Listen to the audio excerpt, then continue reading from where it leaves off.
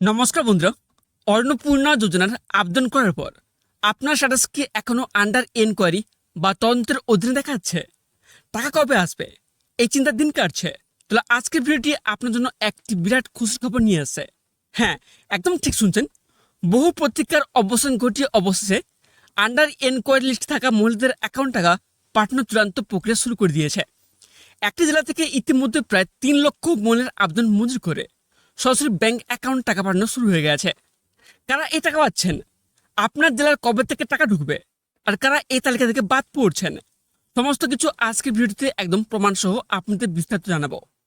একটু স্কিপ না করে প্রথম থেকে শেষ পর্যন্ত মন সহকারে দেখতে থাকুন, এবং তার সাথে আপনারা যদি আমাদের চ্যানেলে প্রথমবার হয়ে থাকেন চ্যানেলটিকে সাবস্ক্রাইব করে পাশ থেকে বেল আইকনটি অন করে রাখুন। এই মুহূর্তে আপনার স্ক্রিনে দেখতে পাচ্ছেন এক প্রতিবেদনে বলা হয়েছে, যেখানে কি বলা হয়েছে যে আন্ডার এনকোয়ারি লিস্টে থাকা পূর্ব মেদিনীপুরের 3 লক্ষ অন্নপূর্ণা যোজনার আবেদন অনুমোদন করল প্রশাসন। 16 জুলাই থেকে তাদের অ্যাকাউন্টে টাকা ঢুকতে শুরু করেছে। ব্লক স্তরে এনকোয়ারি প্রায় 3 লক্ষ আবেদন জেলায় এসেছে।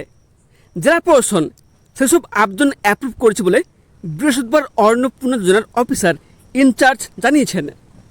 এই জেলায় আগেই 9,49,084 জনের নাম অন্নপূর্ণা যোজনায় অনুমোদন হয়েছিল।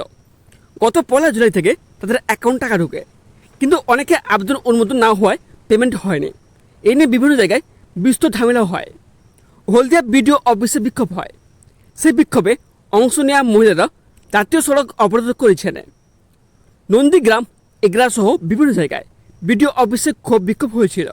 এই অবস্থায় জরুরি ভিত্তিতে এনকোয়ারি শুরু হয়। সেসব আবেদনের মধ্যে প্রায় 3 লক্ষ জেলা প্রশাসন অনুমোদন করেছে। এর ফলে আরও 3 লক্ষ মহিলার অ্যাকাউন্টে অন্নপূর্ণা যোজনার 3,000 টাকা ঢুকতে শুরু করেছে। তবে পূর্ব মেদিনীপুরের লক্ষ্মী ভাণ্ডার প্রকল্পে উপভোক্তা ছিলেন 14,28,000। তাদের মধ্যে আশা অঙ্গনওয়াড়ি কর্মীদের অনেকের অ্যাকাউন্টে এই সুবিধা পেতেন। অন্নপূর্ণা যোজনায় এ পর্যন্ত প্রায় 12.5 লক্ষ মহিলা সুবিধা পেতে চলেছেন। শুধু এখানটা শেষ নয়, এর পাশাপাশি আরও বলা হয়েছে, গত 12 জুলাই মেচেদায় সাংবাদিকদের মুখোমুখি হয়ে মুখ্যমন্ত্রী শুভেন্দু অধিকারী জানিয়েছেন 30 আগস্ট পর্যন্ত অন্নপূর্ণা যোজনার ভেরিফিকেশন চলছে। এই স্কিমের জন্য যোগ্য বিবেচিত সকলেই পাবেন, অযোগ্যরা বেরিয়ে যাবেন। ইতিমধ্যে প্রত্যেক বিধানসভায় গড়ে 35 থেকে 40,000 মহিলা এই সুবিধা পেয়েছেন। এই স্কিমের জন্য যারা যোগ্য তারা সুবিধা পাবেন। জেলার প্রশাসন সূত্রে জানা গিয়েছে, এই মুহূর্তে প্রত্যেক ব্লক ও পুরসভায় ভেরিফিকেশন কাজ চলছে। যারা ফর্ম পূরণে ভুল করেছেন তারা এডিট করার সুযোগ পেয়েছেন। সব মিলিয়ে মুখ্যমন্ত্রীর জেলায় প্রায় 12.5 লক্ষ মহিলাকে অন্নপূর্ণা যোজনায় অনুমোদন দেওয়া হয়েছে। আগে সরকারের লক্ষ্মী ভাণ্ডার প্রাপকদের মধ্যে 1 লক্ষ নাম বাদ গিয়েছে। এছাড়া সরকারি কর্মচারী পরিবারের সদস্য কিংবা আশা আইসিডিএস কর্মীরা এই সুবিধা পাবেন না।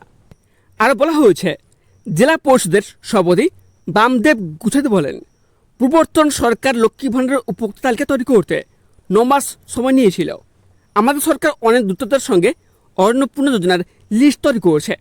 অনুমোদন করার আগে যথাযথভাবে ভেরিফাই করতে হয়, তাই কাজের জন্য কিছুটা সময় লাগে। প্রশাসন বেশ তৎপরতার সাথে সঙ্গে এই কাজ করছে। আর প্রায় 3 লক্ষ উপভোক্তার নাম অনুমোদন হওয়ার বেশ খুশির খবর। তবে এদের সাথে আপনাদের বলে রাখে যে কারা কারা এই টাকা পাবেন আর কারা বাদ যাচ্ছেন। দেখুন, গত 12 জুলাই মেচেদাতে সাংবাদিকদের মুখোমুখি হয়ে স্পষ্ট জানিয়ে দেওয়া হয়েছে যে আগামী 30 আগস্ট পর্যন্ত পুরো রাজ্য জুড়েই এই ভেরিফিকেশন বা যাচাইকরণের কাজ চলবে। তবে এখানে প্রশ্ন হচ্ছে, কারা কারা এই সুবিধা পাবেন? যারা প্রকৃতপক্ষে এই স্কিমের জন্য যোগ্য এবং যাদের ফর্মে ছোটখাটো ভুল ছিল, তাদের ব্লক স্তরে এডিট করার সুযোগ দিয়ে নাম অনুমোদন করা হয়েছে। আর সেখানে কি রয়েছে যে কারা কারা বাদ পড়ছেন।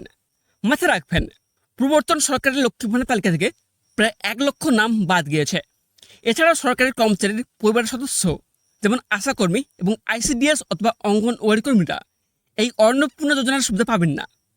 প্রশাসন তরফ থেকে জানানো হয়েছে, নিখুঁত তালিকা তৈরি করতে এই কিছুটা বাড়তি সময় লাগছে, তাতে কোনো ভুয়ো আবেদনকারী সুবিধা না পায়, প্রকৃত গরিব ও যোগ্য মহিলারা যেন বঞ্চিত না হন। তাহলে বন্ধুরা, আপনারা বুঝতে পারছেন, গ্রাম পঞ্চায়েত স্তর থেকে স্ক্রুটিনি হয়ে ব্লক স্তরের অনুমোদনের পর জেলা স্তর থেকে ফাইনাল অ্যাপ্রুভাল দিলেই টাকা সরাসরি অ্যাকাউন্টে চলে আসে। আপনারা যারা পূর্ব মেদিনীপুর জেলা থেকে ভিডিওটি দেখছেন, আপনাদের মধ্যে কারোর অ্যাকাউন্টে আন্ডার এনকোয়ারি থেকে টাকা ক্রেডিট হয়েছে কিনা তা নিচে কমেন্ট বক্সে অবশ্যই জানাবেন।